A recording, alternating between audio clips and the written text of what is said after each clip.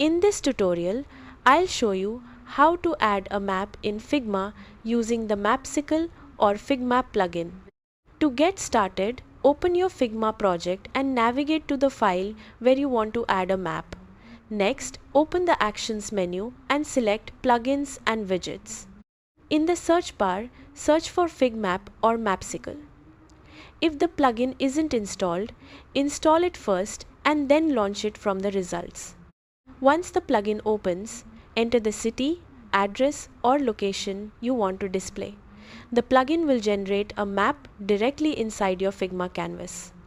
You can then use the zoom controls to adjust the map view and show the level of detail that fits your design. When you're happy with the result, position the map where you want it within your layout. And that's it! You've successfully added a map to your Figma project using the Mapsicle or Figmap plugin. Thanks for watching, and I'll see you in the next tutorial.